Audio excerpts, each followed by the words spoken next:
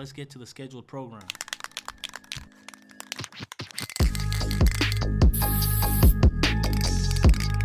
Welcome, hip-hop fam. This is the Lost Element brought to you by Hippie, where we hear from the real defenders of the culture.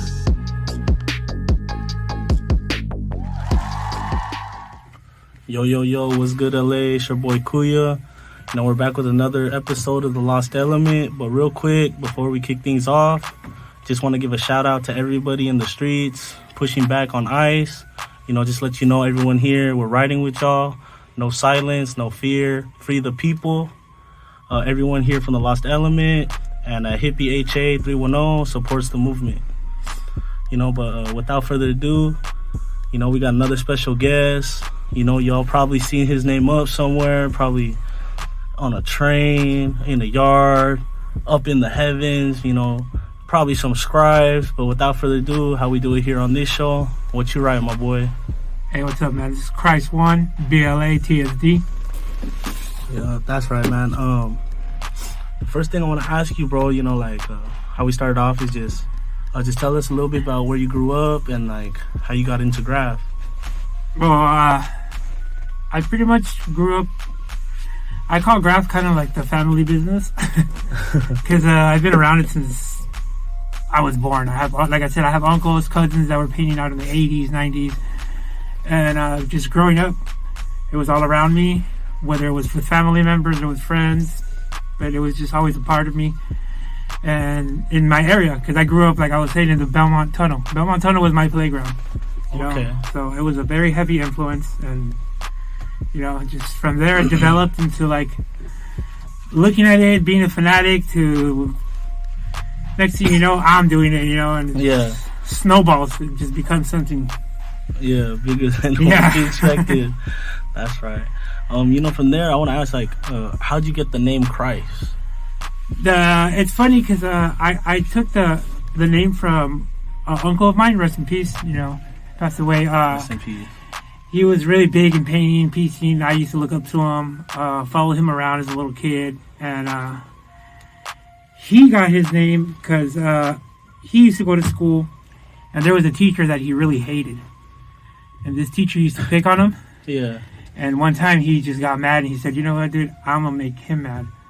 So the teacher's name was Mr. Cryse. Yeah. So to make him mad, he went out and he wrote the teacher's name all over the streets where the teacher could see it, just to make him mad. Yeah. And from there, he just took over and started writing the name, and it stuck to him. Yeah. And from there, that was his name that he used to write. Then he got into the gang life, started gangbanging, and during that transition, I was growing up, I was doing Graff. Yeah. And that name just sounds like, I'm taking it. I like it, he gave it up, he started gangbanging, and I was like, I'll take the name. And from there, it just like I said, it just becomes a snowball. Yeah, that's right. From there, man, you said you grew up close to the Belmont Tunnel, seeing it, and then you took your uncle's name. Do you remember the first wall or first hit up you actually did, and what was it like? The first hit ups, the very, very first hit ups were I had a cousin of mine, shout out to Crime 21 LSC. He's the one that really, really put me on game. Yeah. We used to have sleepovers at grandma's house, with no parents. So when we would meet up, he'd show up to the house and "Hey, dude, look what I got. I got a Magnum marker and this and that." Yeah. I'm like, "Really? What are we going to do?" Let's just go tagging. And it would be little trips to the liquor store that we had down our block, just catching tags. Yeah. And that's what it was. It was just those were my first tags, taking little trips out to the liquor store with my cousin. We're in 5th, 6th grade, and it's I'm writing and I'm just this is cool. I like it, And that's when he was like, "Oh, you need to come up with a name. You need to come up with this." And it just slowly, just from there, it evolved, Yeah. But I had some weird names before. I used to write Bandit or Jedi or it was just names that I would just, before all that. Yeah. Man. From there, you said, it started off with that marker with your cousin. Yeah. But, when I see your pieces now, you got some dope style, bro. Oh, thank you. You got some heavy-hitting pieces. So I want to ask, how had your style evolved over time? A lot of it had to do with, I've told people before, too, when I talk to them about, painting, is who you hang out with, who you surround yourself with.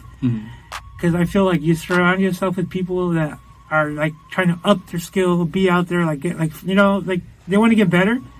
You start getting better because for a very, very long time, I used to paint and it was just that basic. Let's get a black and white, or let's just do something quick, something crisp, you know. And shout out to my homie Ome and Enox.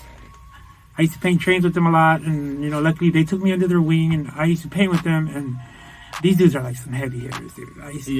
I was out here doing like some little funky little regular letters, and they're flexing pieces on the trains, and they're looking at me like, "Hey, you want to paint on the train over there, and we're gonna paint over here?" So I kind of started seeing like, "Oh, I need to step up my game." Yeah. So from there, I just kind of like, dude, like they're right though, you know, like this graph game, it has a craftsmanship to it. Yeah. You know, it's about evolving, getting your skill up there, and like flexing. So they were cool mentors because like I would go painting without them, and they'll see me posted up, and they'll hit me up like, "Hey, you messed up on that. Go fix it." Or that 3D looks ugly, dude. Your toy. Fix your stuff. I'm like, oh, okay. Yeah. So little by little, I got that push from them, you know, and just like I said, a lot of the people that I surrounded myself with were the type that were like, you know, they're trying to up their skill. Yeah. And it's like, you feel like, okay, I need to do this too because I'm getting left behind. And then you also start seeing like, okay, the culture is not just about like, just go smash this. Like, no, dude, like let's do this with style, or let's, you know, let's give it that good look, you know? Yeah, most definitely, bro. Like you said, you started upping your style, like by surrounding yourself with like good talents, like that iron sharpens iron. Yeah, you know? And it's one thing too. I've always said is like I'm never content with what I do. Yeah, it's crazy. Like some things are like, dude, you know what? You're just being hard on yourself because I'll do a piece or I'll do a bomb or whatnot, and every single time it doesn't fail, or I'll walk out and I'll be like, dude, I didn't like it. It looks like, and they don't. And they're always like, dude, why are you always like not content with your stuff? And it's like because I don't know. I've always had that mentality where like I'm not happy with it, so with that it keeps my mind wanting to learn to up my skill more, you know. I always stay hungry to learn, so it's always like I want to get better, and that's what you just keep going and going, you know? Most definitely, bro. Like that hunger to learn. I want to ask too, like when you go out there and like you find a spot, like do you have like a sketch in mind, or is it just free flow off the dome? I want to say like 80 to 90% of the time, it's like something I already have in mind. I don't necessarily have a sketch all the time. I do doodle all week. Don't get me wrong. I will doodle some stuff, but for the most part, like I've always been one to like, okay, if I have a style that I'm working on, I'm going to stick to it for a while. Yeah. You know, because that's how you're going to perfect it. You keep working on the same one, because if I start working on a certain style, then the next day I'm trying something else, you're never going to perfect the one you're working on. Yeah. You know, so I'm always one to like kind of have an idea of like that same style, but I'm like, I'll try little things here and there, but for the most part it's the same one. Yeah. And it's like depending on the spot, you know, if it's a certain spot where I got to go quick, I have a certain style for that. Spot where I can chill and flex, I got a style for that. Yeah. That's the only thing I do kind of analyze, you know. I'll look at it and be like, okay, I think I can flex with a few colors here, or this one has to be a quick black and white, let's go, you know, like stuff like that, you know. Okay, for sure, man. Something I want to ask you too, bro, is like your hit up placement, you know, like how do you decide where to hit up where it's like it's a dope spot, like, oh yo, everyone's gonna see your name right there? That one that's kind of a freestyle, you know. Yeah. That's kind of like in the moment, unless it's a spot that I've already kind of had my eye on, where I'm like, oh shit, like keep an eye on it. I'm like, okay, dude, if I flex here, they'll be looking at it from here. Try to do the math, you know. But a lot of the times, for the most part, I know a lot of dudes do it too, or we're just out there and just lurking. You know, you're lurking, you run into a spot where like, okay, hold on, like this is it, like, you know. Yeah. That's mainly for the most part, you know, like unless it's like it's been premeditated, which is kind of rare. Yeah. Especially nowadays, because everything's so grilled and blasted. Yeah, that just like, dude, don't even think about it. It's like just go out and get that egg hunt. You know what I mean? Like, yeah. Most definitely, bro. I want to ask you, like, with that being said, like, what's your favorite thing to hit up on? I honestly, I don't really have a favorite one, because I like all my hit ups. I like them equally. Yeah. And they have their equal. It's like kind of like when you ask your kids ask you like, who's my favorite kid? It's like, I love you guys all the same in your own way, you know? Yeah. Like, I love painting trains because I love the steel and I love getting benched and I just love that whole, you know? Yeah. But then I love those hot spots when you're out in the streets. Like, I tell people I love that rush, the adrenaline, and this, you know? Yeah. Or also, I love catching, like, just some dope tags, you know? Like, go out there and catch, like, some fresh dope tags. Yeah. They all have, like, their own loves that I have for them, you know? Okay. I not necessarily have a favorite one, but... Yeah. They all hold their little value. Yeah, exactly. Next thing I got for you, man, is like, you know, yours a pretty reputable Cryse BLA and TSD. Can you tell us a little bit about those crews and like what that stands for? Yeah. Well, see, first I have a smaller history with it. TSD. I've been there a few years. It was kind of it's a crew that's been around since like the early '90s as well. You know, shout out to all the boys from TSD, 10-4, Sirac. You know, all the boys out there killing it, Thrash. Everybody out there. It was an old crew that was given to one of our boys, and he kind of decided like I'm going to revive it. Yeah. And he kind of just started recruiting everybody little by little. He was a cool cat, you know. And that snowballed as well. We started getting heavy hitters, like I said, my homie Sirac, shout out, you know. Yeah. And from there, we just kind of became a little cool clique and just trying to make our own history out of it now, you know. And that's that for TSD. As for BLA, I mean, BLA, you know. I mean, I'm not saying it in a cocky way, but yeah. Even as a kid, like I was young and I used to see them up. You know, I used to see all the boys like Miker. You know, shout out to Miker. You know, shout out to my homie Dagger, Rock, Aqua. You know, they were a lot of heavy hitters since back then that I grew up like watching. And you know, I was out there just painting wildly, doing my thing, and I got approached to get hit up and, you know, to get in, like, dude, you know, you want to put it down for BLA? And that was one of those, like, an honor, dude. I'm like, dude, I used to look up to all these writers, dude. Now we're teammates, you know? Yeah. So, from there, they explained it to me, like, dude, look, we're not no little piecing crew. You know, but we're also not no little toy crew. Like, BLA's always been like, we're bombers. You know, we're high caliber, so from there, I just said, dude, let's go, let's do it, you know? Yeah. And just got in, you know, and it's pretty much known as, it has two names to it. It's BL, or BLA. Yeah. For the most part known as BLA, which is bombing Los Angeles, or just busting loose. Okay. And, you know, we've been around for quite some time, too, as well. Just shout out to all them as well. That's right, man. Next one I got for you, bro, is like, what keeps you going in this game, and like, what's your drive behind it? Honestly, what keeps me going at this point is just the passion I've grown for it. Mm-hmm. You know, it's the passion and love that I've grown to have.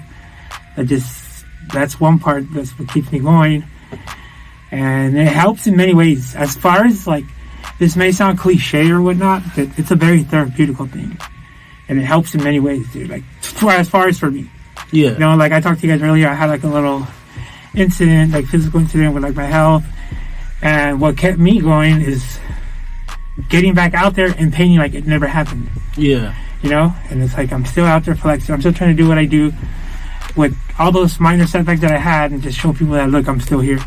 And not just show people, but just show myself. It's mainly for me, you know. Like, yeah. I tell myself, like, look, you can still keep going, bro. Like, don't stop. You know, like, you're good. You're up there with everybody else. Yeah. Yeah. Most definitely, man. Next one I got for you, bro, is you know, graffiti is like a part of hip hop. You know, like, do you see it that way? And is graffiti hip hop? I mean, I hear that a lot, and I feel like it's gotten to a point where like it's like very arguable. Like, but we really cannot deny the fact that like it did root it out of like hip hop. You know, it was one of the elements, you know, but at the same time, it grew so big into it becoming its own world, its own lifestyle, you know, like nowadays, like I'm saying that nowadays you could be like, I'm a Graff writer, and you're gonna, whoever thinks that it's hip hop, you're gonna expect the guy that's saying I'm a Graff writer to probably have his Adidas and his, you know, Kango hat and whatnot. But that's not how it is nowadays. Nowadays, you're like, I'm a writer, and you see like so many different walks of like lives coming out. You see a punker nowadays, you see a skater, you see a hip hopper, like, or like some random white boy narc looking guy that's like, I'm a writer. Like, whoa, really? You know, like, you know, it's what you don't expect now because this world grew so big now that it's just like it's its own lifestyle. I mean, I don't deny that it did come from hip hop, but I feel like it's already grown to a lifestyle where we just claim our own. Like we're the Graff scene. We're not hip hop. We're our own scene, pretty much. You know. Yeah, most definitely, man. Last one before we go to a little music break, bro, is like, what's your favorite part about this Graff lifestyle? I think honestly, a lot of it has to do with at this point in my life, like I said, the craftsmanship to it. Yeah. The process of doing it, you know, like, because it's not one of those where like you just like, oh, let me just doodle here real quick. Like, no, it starts off like, dude, you start off your night where like, okay, do I have paint? Do I have colors? Can I use these colors? I'm gonna use these colors. And then, okay, what time am I gonna go? I'm gonna go at this time. I take off. I go on my mission. And then once I get to my little mission that I'm gonna do, you know, you get to the spot and you're like, okay, I gotta do this. Like, depending on the spot, okay, do I have to break in here? Or, I mean, you know, or what I gotta do to get to the spot. And then once you're at the spot, it's like the real process starts. Yeah. Where, you know, the craftsmanship of it, your fill-ins, your outlines, so I mean, the whole process of it is just like, it's pretty cool. And it's like, once you grow a passion for it, like, it's all that little stuff that you like, you know, and something that I like it as well. It's like, that's my thing, like, the process of the whole thing. You know, it's at a point where it's like, it's not like, yeah, the fame's there, but it's not really, like, for me, it's not really for the fame no more. Like, I have the passion that is just like, I just want to do it. Yeah. You know? Most definitely, man. All right, y'all, we're going to go to a little music break. You know, but you guys are listening to The Lost Element on KQBH, LP, Los Angeles, California. Yo, what's up, y'all? We're back. We're here on The Lost Element. You know, we're going to jump right back into this interview with Cryse.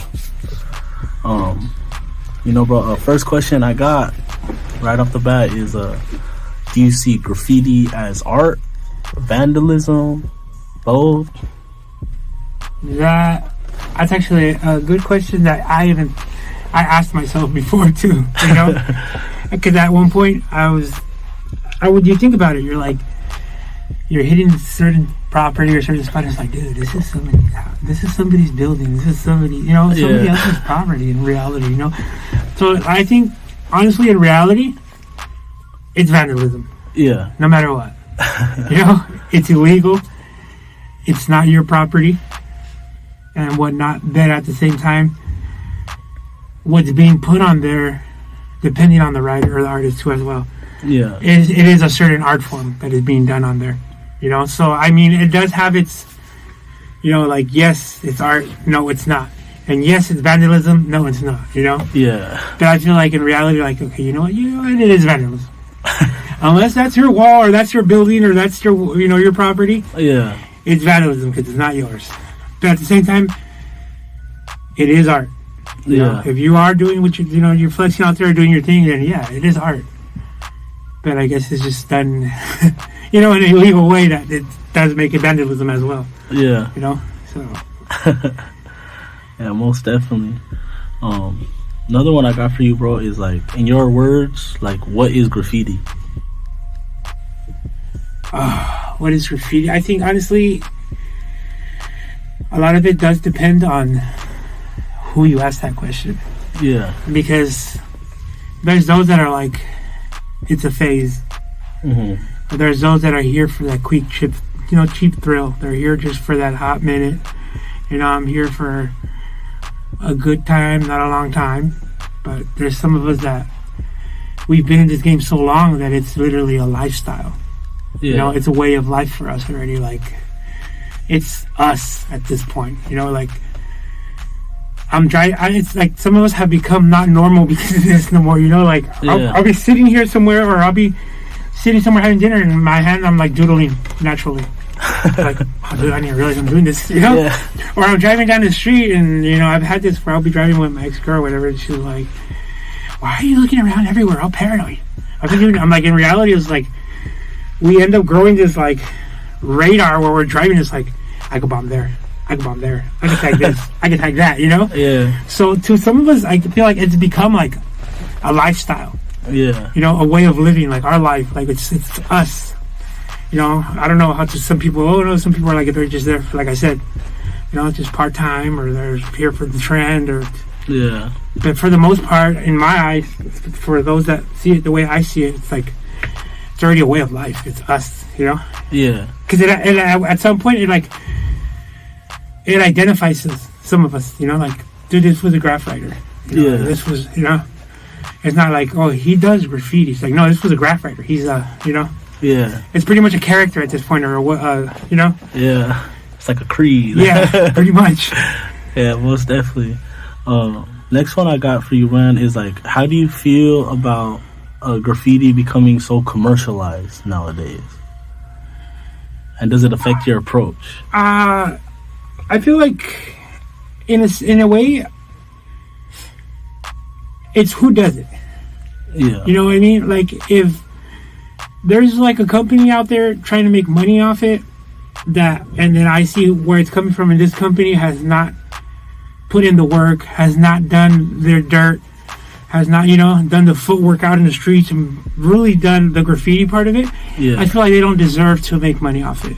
Yeah. It's what a lot of people, what they call like culture vultures. Yeah. You know, I feel it like that, you know. But then, I mean, if it's somebody that I know has been out there in the streets, or he's been out in the trenches, or he's done his deeds in this graffiti world, and he's trying to get paid off it, why not?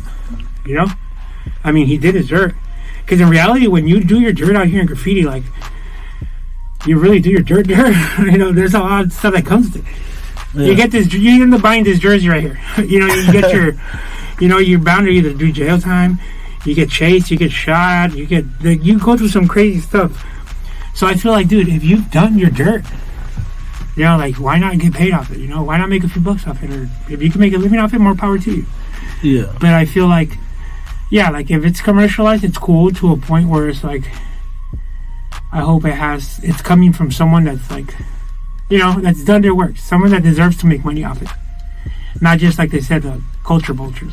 Yeah. You know, I have more respect for somebody, like, for example, if some dude comes out and he's trying to sell his shirts, and you never heard of this dude, some random dude that comes like, oh, check out my graffiti shirt. And it's like, who the hell are you?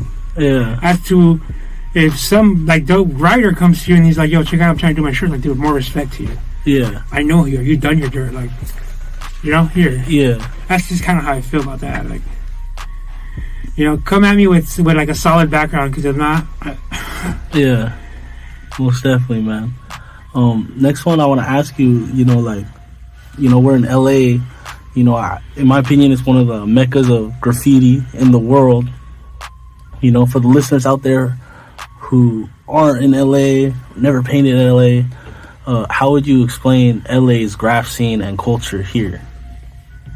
Overall, in the long run, I feel like, well, at this point right now, we've kind of blended in with a lot of these other major cities, but I feel like our actual LA graph, like, whole timeline, not just the history, but like even just a few years back and whatnot, we were more distinguishable.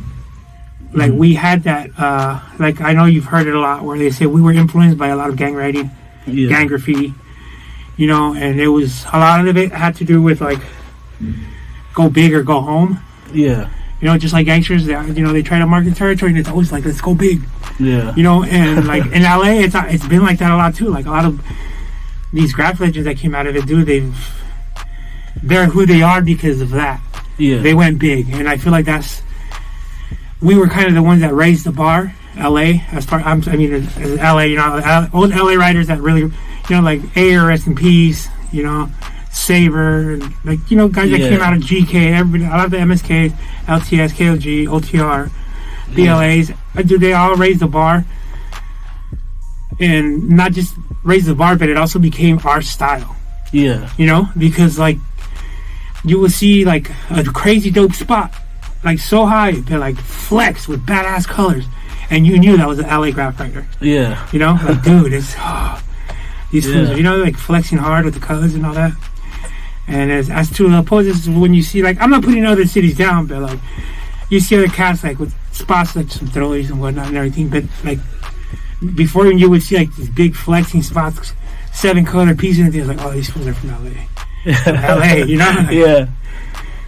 But yeah, I just feel like that's kind of like our LA style, and in some bad ways, like, yeah, we do have the gang culture that kind of influences it too, but Yeah. I mean, like I said, it has good and bad, I guess.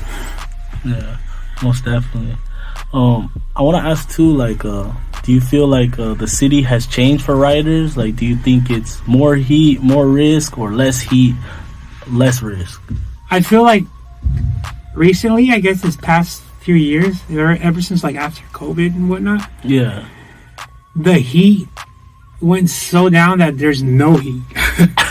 Like, dude, there's like no heat whatsoever. Like, I know the county of LA had passed this motion where they said they weren't going to incarcerate anybody that was doing graffiti vandalism or small drug charges or petty theft.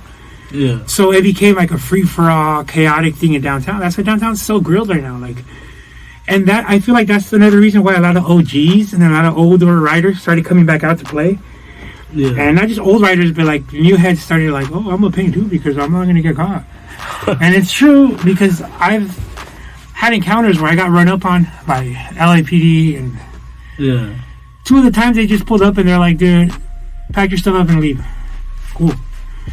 Or they pass by and they're just like, oh, kept going. It's like, I even felt weird about it, because I mean, I come from an era where like, you see a cop, you better book it, you know? So I would see them pass by and I'm like,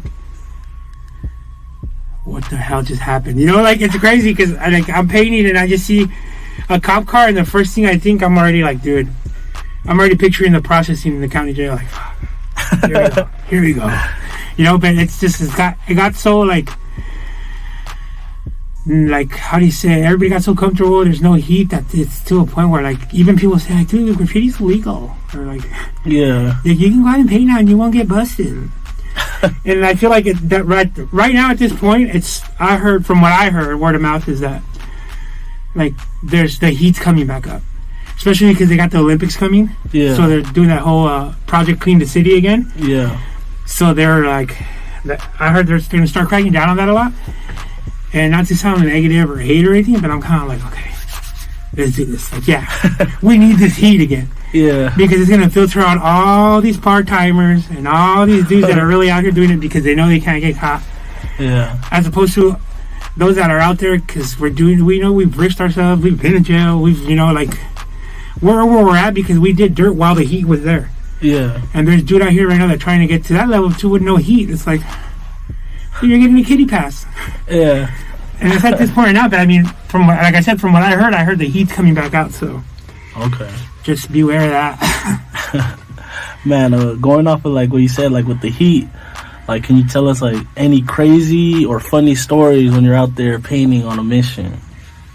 Well, kind of like the one I was talking about earlier. It was funny. Like I said, I was that day we were painting trains out in, I don't want to say what area, but it was we were painting some trains, and I remember I set up my phone to do a little time lapse video, you know. So I'm painting, and I remember I was painting. And I got kind of like you. Sometimes you get that tunnel vision where you're just locked in and you're painting, dude. And someone told me like, "Yo, the cops!" I look, and LAPD's just like gunning it towards us, you know. And I ended up just first thing I think is like run. I didn't even like think. I didn't think like my phone. Nah, I left it behind. I ran. I started jumping backyards, and I jumped into a backyard, and some white lady just looking at me like, like, who's this guy, you know? So I'm like, dude, I gotta go because I heard the chopper. So I run into the street, into the residential, more of the streets, and I look, and LAPD's coming, and I look another way, and there's gardeners working. You know, they're like cutting whatnot, and the first thing that popped in my head is like, dude, I know for a fact I can blend in with these guys. So I run over there and I talk to one of the guys in Spanish, and I tell him, yo, cops are chasing you, bro. Let me blend in with you guys, blah, blah, blah. So he's like, yeah, go ahead, grab a tool. He tells me in Spanish. So I took my hat off, took my shirt off, had a muscle shirt on, took my hair down, and I grabbed like this gardening tool, and I'm just there. I didn't even know what the gardening tool was, dude. I'm just like, and Alex BD just passes by, and we're just like, just keep going. I was like, no, you know, like it's crazy. That was pretty funny. But one of the other ones was I was out here in downtown Alameda and I was painting, and how do you say it? An entrepreneur or a self-employed woman. Okay, yeah. Started tripping because I was painting in her little area, talking about you're bringing heat. This is about out to the spot. I'm just like, you know, start telling her, like, whatever, dude. And I'm painting. And it was crazy because I turned around and I looked, and she just shoots mace at my face. No way. Yeah, dude. I get mace. I turn around and I tell her, like, dude, this is like, it was burning me. Like, We take off. We hit a McDonald's, and the guy at McDonald's gave me milk. Yeah. He was like, here, bro. Blah, blah. And I'm like, still kind of swollen, like, oh my god, that shit hurts. Yeah. And I told the homie, you know what, I'm gonna go finish that shit, I don't care. Yeah. So I go back, dude, and it was wild, because I ended up going back, and we're painting, and she comes back out again. And she starts yelling at me, dude, and I was just like, oh, you know what, forget this, dude. I just launched the can. Yeah. And I'm not like this perfect athlete, but dude, that shit just hit her right in the middle of the eyes. Boom! Cracked her head, dude. She started bleeding, started yelling and everything. We just took off. I was like, I'm gone. Like, it's crazy. Oh, damn. Man, she should not mace you. Jeez. I'm like, maybe my homie could have got you some business or something. I don't know. We could have a good relationship. I don't know. You messed up. Yeah. Man. Next one I got for you, man, is like, are there any rules to this game? And are there any codes to this game that you live by? I mean, like I said, I'm old-fashioned, so I do live by all the old codes that we were taught by our OGs, and just the rules that were established from a long time ago. They're just, I guess, natural rules that come nowadays. But I mean, like I said, nowadays, I was talking about how in this generation, like, not too many people follow these rules, which kind of sucks because it's kind of like messing up the game. Yeah. You know, there's like no respect. There's like dudes go over anybody. You know, it's like, because, you know, in reality, a lot of us know the rules. You know, throwies go over tags. Yeah. You know, bombs go over throwies. You know, like that whole thing, that whole concept. Or don't go over nothing that you know, if you can't burn it, don't touch it. Yeah. Or if it's dissed, it's game. If it's not dissed, let it be. Yeah. You know, these streets are big enough for you to paint somewhere else. Why are you going to go over somebody? You know, like, come on. Yeah. But I feel like nowadays, not too many people follow it. Mm-hmm. Me personally, I do. I still keep, like, the same rules. That's why it's hard for me to go out and paint sometimes, because it's like, there's no spots, and I'm really not one to go over people. You know, like, I'm not going to go over anybody.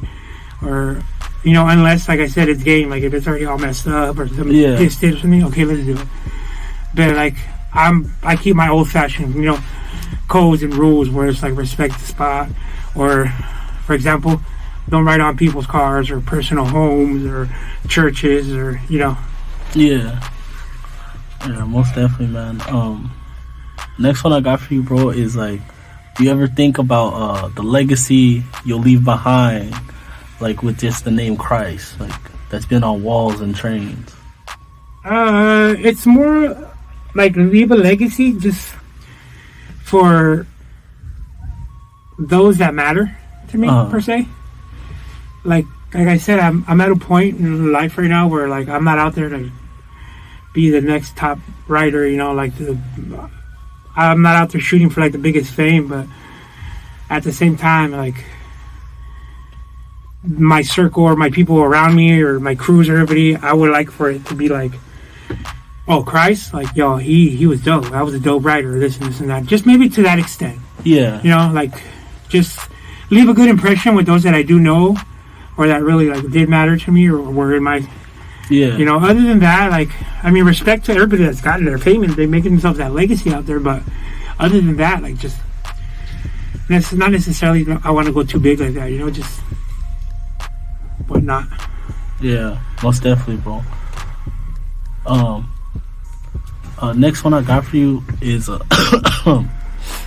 know, like with the term like being up, like someone being up, like I feel it's like loosely used nowadays. So in your words, how do you define being up? I think there's levels to that. Yeah. Because there's that, like, oh, he's up. You know, like, you'll see someone kill it here and there. But then there's also that old school term that they used to call all city. Yeah. You know, and from what I grew up learning, all city is like, not just all city, it's all cities. Yeah. To earn that title, you know what I mean? Like, that was like the ultimate, that's who gets up. Yeah. You know, he's all city. Which is, like I said, that term is also used loosely because I see people like, oh, I'm all city, this and this and that. Like, no, dude, you're just on your block. You know? Like, yeah. You know, and it's, I guess, like I said, there's levels to it. Like, there's calibers to it. You know, you got that big caliber where, like, oh, this was all city, this was a killer. Yeah. As to where you can also just say, like, oh, this dude's up. You know, I'll see him here and there, you know, boom, respect and all that. So, and then there's just the dudes that are just not. Yeah. No, most definitely. Next one I got for you, man, is like just being in the Graff game, you know, being like a vet in the Graff game now. Like, has it changed the way you view the city or even the world itself? In a personal sense, like I said, like, it's already like I got Graff goggles on. Yeah. You know, like, anywhere I go, like, I could be sitting somewhere eating dinner at a restaurant and I'm thinking, like, yo, I could catch a fat scribe on that. Or I can catch a tag on that.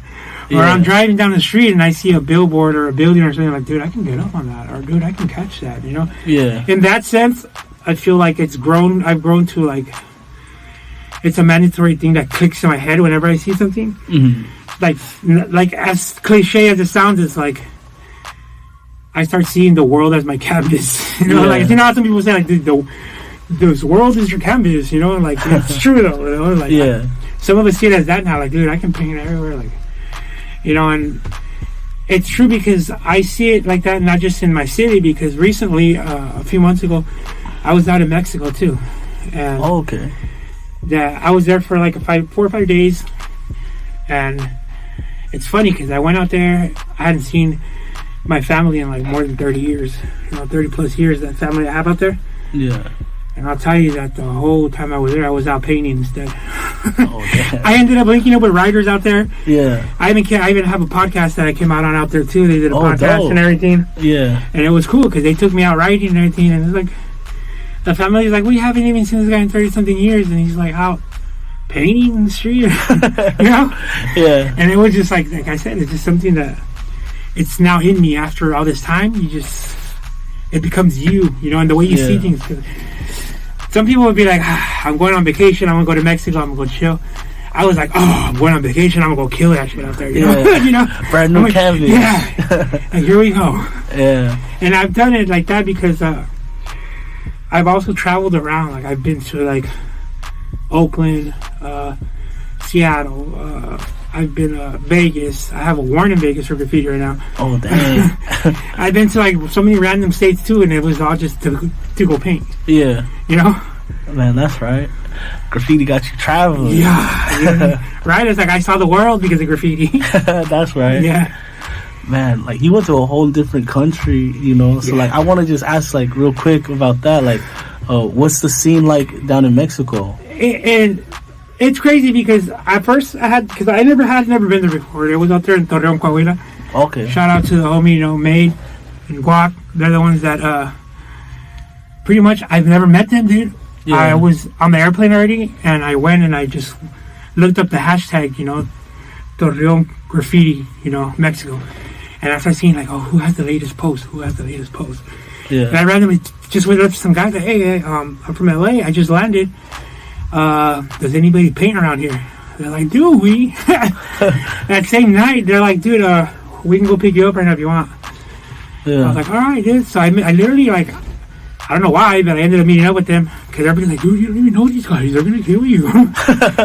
But driving around, dude, the vibe over there was very warm and, like, welcoming. That's what's pretty cool over there. Like, I didn't see or hear of any. I'm pretty sure there is, but I didn't really see any, like, beef or, like, everybody's just still trying to paint, you know? Yeah. So they took me around, and that's when they took me to go do some podcasts, too.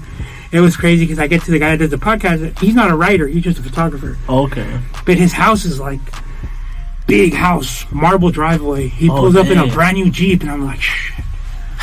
this is how my story ends, dude. The cartel's gonna kill me. I don't know why I came with these guys. I don't even know who they are. And I'm looking at them like, fuck, don't kill me, bro. Don't kill me. But they were like, oh, yeah, like, you gotta paint live while we're interviewing you. I was like, yeah, all right, but I don't have paint. He opened his door, he has paint, like, galore. Dang. He's like, hey, whatever colors you want, go ahead and choose them. They're all you. Yeah. And then he goes, then I know you don't know your way around here, so when you leave, grab yourself a batch of paint so you can go out and paint the city too. Yeah. I was just like, what does he want from me? Like, what are you going to want in return? But nah, they were so welcoming there, dude, that the vibes out there were like, it was dope. And there's a lot of talent out there. A lot, dude. Like, the skill level is like up there now, you know what I mean? And that probably has to do a lot of it with social media too, like. Yeah. Everybody interacts and connects with each other nowadays, so it was like, that was a big plus. But yeah, the vibes out there, dude, they're pretty good. The scene is just, it's pretty alive and well. Man, that's right. All right, man. We're gonna wrap up here soon, but this one is just like a little quick hitting question, before we wrap up. So, like, if there's a little youngster out there who's listening to this right now, who's thinking about jumping into the game of Graff, like, what piece of advice you got for them? Don't do it. Nah, I mean, I advise not to do it because I'm gonna be straight up. I got my own 3 kids that are they're actually out there doing it too. So I got my 3 kids. Shout out to C-Star, Lucha, Ripper. Love you guys. But as far as the advice, just do your homework. Put in the footwork. Come correct. And one of the most major things is respect, because respect goes a long way. Yeah. So that's the basics pretty much, dude. You could be the dopest guy and you don't respect people and no one's gonna like you. You could be the toyest guy but you come cool and collect, respectful, and doors open up for you. Yeah, pretty much. Most definitely. All right, Cryse, thank you for this interview. You guys are listening to Lost Element on KQBH LP, Los Angeles, California, 101.5 FM, a community service of the Boyle Heights Arts Conservatory, broadcasting live on your FM dial and streaming on KQBHLA.com. We'll see y'all next week.